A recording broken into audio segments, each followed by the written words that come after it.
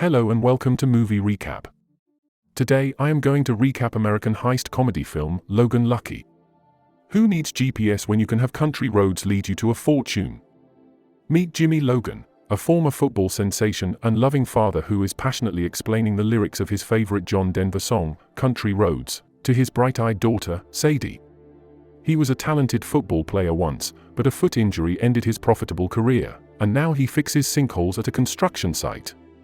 His phone frequently goes out since he doesn't have enough money to pay for proper cell service, but he is happy with what he has and doesn't want anyone's help financially, even though his ex-wife offers. His daughter is a talented and witty kid who is preparing for a beauty pageant. While he is diligent and hardworking, he gets laid off from the job because of his limp. Irrespective of this hardship, he tries to complete his duty as a father and goes to the salon run by his sister, Millie, to pick up his daughter for her dance practice in Charleston. However, when he reaches, he finds out that the practice was the day before. After messing up, he reaches his ex-wife, Bobby Joe's, house. Bobby Joe has full custody of Sadie, and she is moving across the state to a new town for her husband's work. This infuriates Jimmy because he does not want his daughter to move away so far. He knows he needs to get more money to either hire a lawyer or move closer to his daughter when they move. Jimmy also has a brother called Clyde who was a war veteran. Clyde served in the Iraq War but unfortunately lost his arm just before reaching the airport while returning. He now runs a bar in the town. While Jimmy and Clyde were having a bit of an argument, Max, a Nascar team owner, and two of his friends enter the bar for a drink. Max is a wannabe influencer who feels the need to document everything. He passes a distasteful comment about Clyde's disability, which annoys Jimmy. He gets into a physical fight with Max and his friends, while Clyde lights Max's car on fire. The Logan brothers always have each other's backs. Before walking away, Jimmy says the word cauliflower, which is meant to be a code word between the brothers. The next morning, Jimmy makes Clyde's favorite breakfast, and the two talk about the code word that was exchanged the previous night. It is quite a dangerous word because the last time it was used, Clyde spent 6 months in juvie. Jimmy has already devised the entire plan and now begins to tell his brother the details. It seems that while he was working as a miner fixing sinkholes, Jimmy came across the highly secure money storage system that is used by Nascar. Yes, his plan was to rob the biggest event that happens in the United States of America. The money is transported by PTT, aka pneumatic tube tunnels, to a real bank vault. To get the money, they would have to blow up the vault, a job only one person can do, Joe Bang. The brothers go to visit Joe Bang, who is currently in prison for his previous bank vault damage. While Joe is flattered by the proposal, he turns it down because he is literally in jail already, and he has safety money stashed away for when he is released from jail, so he isn't in need of some extra cash. Unfortunately for him, one of his dimwit brothers told his wife about it, and she ran away with all that money.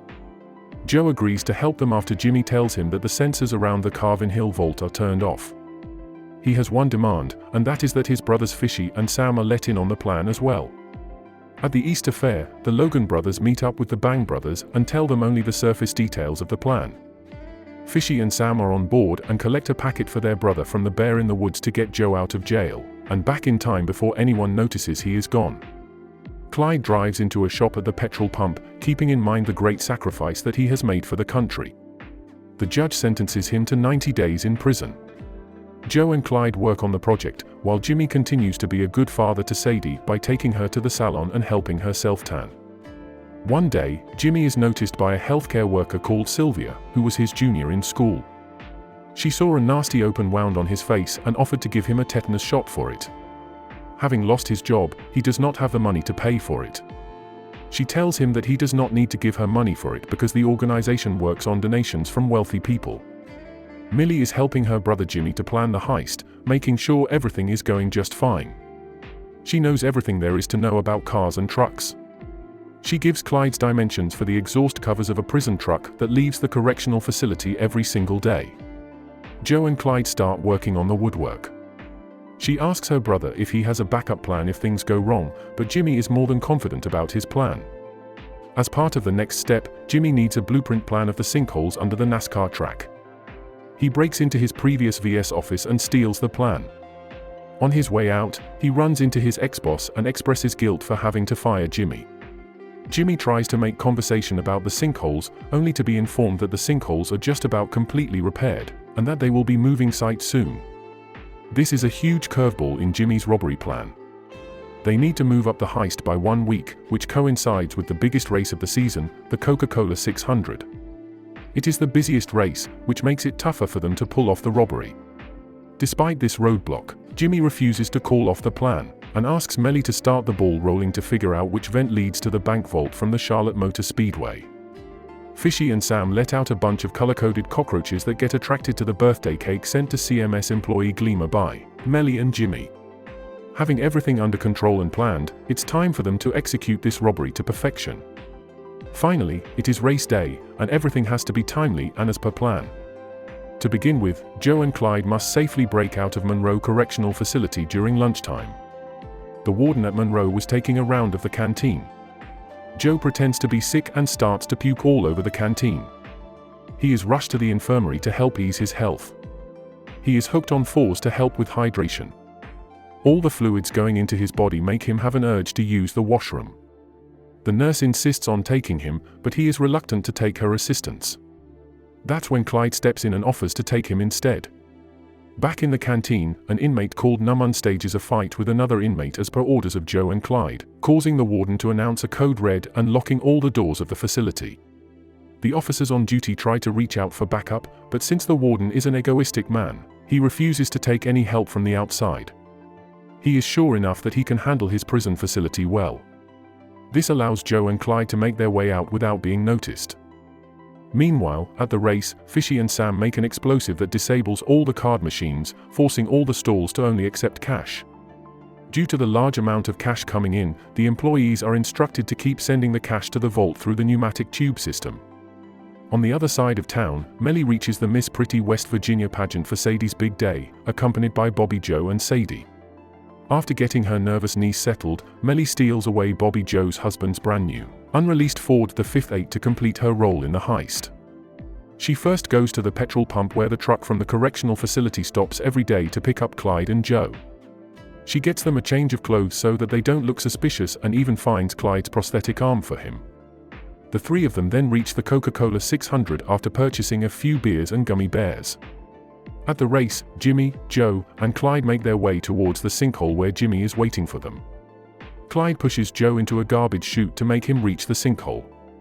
On reaching Jimmy, Joe combines bleach, gummy bears, and low-sodium salt to form an explosive, which greatly confuses the Logan brothers, who were expecting him to use dynamite to blow open the vault.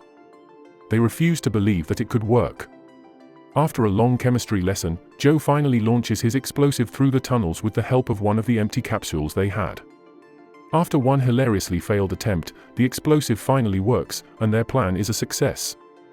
However, as they vacuum out the money from the vault, Joe accidentally sucks out Clyde's prosthetic arm too. Clyde is paranoid and starts frantically looking for his arm, worried that the robbery will be linked to him. But he is calmed down and reassured by his brother.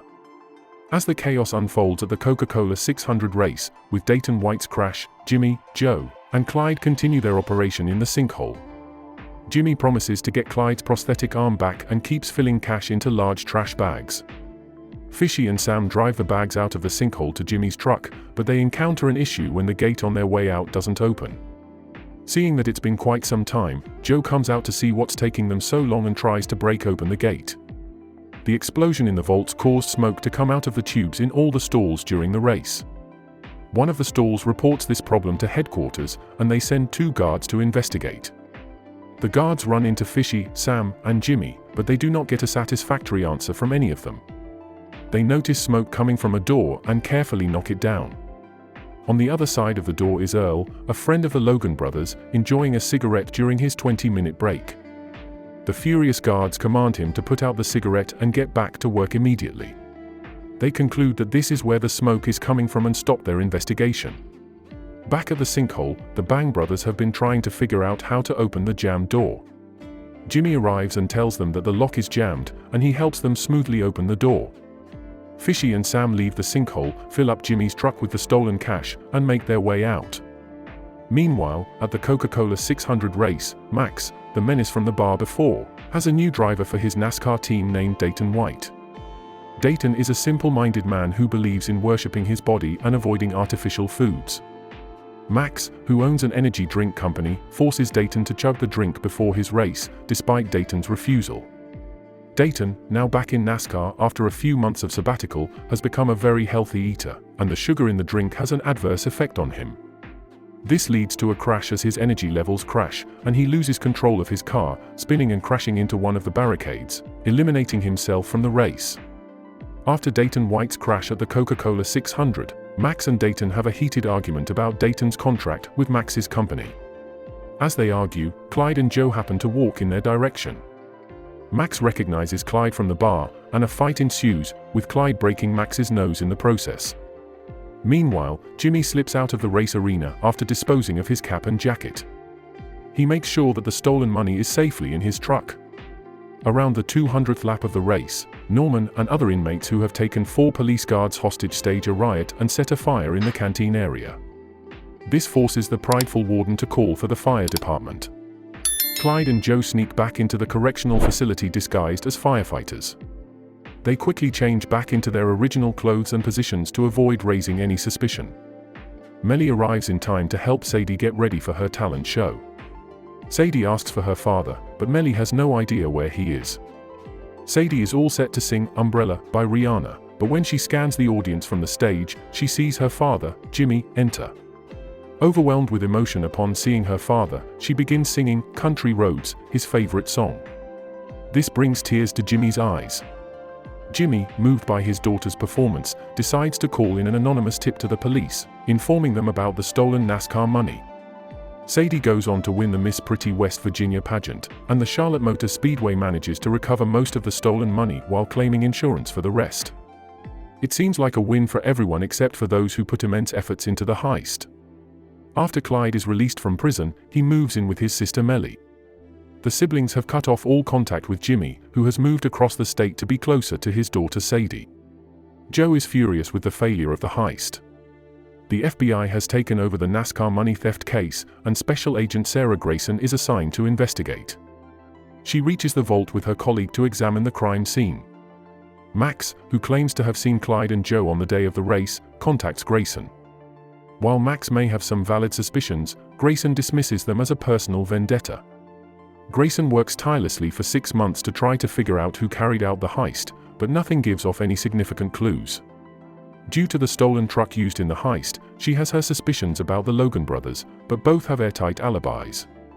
Eventually, CMS, Charlotte Motor Speedway, asks Grayson to stop working on the case, and they choose to leave the incident in the past. Soon after the FBI drops the case, everyone involved in the heist, from Norman to Gleamer to Joe, receives a heavy payout. Sylvia receives an envelope full of cash as a donation for her medical facility, and she knows it's a gift from Jimmy because of the band-aid used to seal the envelope. Sylvia and Jimmy start dating shortly after. The Logan brothers, Melly, Sylvia, and Joe are seen hanging out at Clyde's bar. Jimmy and Clyde recall their plan, which had enabled them to move a sizable amount of cash to a secure location while calling in the rest of it to the police. Melly had entered the sinkhole while the Bang brothers were trying to figure out why the gate was not opening. Jimmy had put a lock on the side of the gate to keep them distracted. Melly stuffs the bags of cash into a garbage disposal system, and Earl drives the disposal truck towards the dumping grounds. Jimmy, who hadn't paid his phone bill, notices that his cell service is active because the FBI was tapping his phone. As soon as the cell service goes off, he goes to the disposal ground and retrieves the cash. While the group enjoys their shots and shares a laugh, Special Agent Grayson observes from a distance and tries to flirt with Clyde to get him closer. She remains suspicious and decides to stay a little longer, keeping her eye on the Logan brothers and their associates. Subscribe for more videos like this, turn on the notification, and leave a like to help the channel out. Thanks for watching.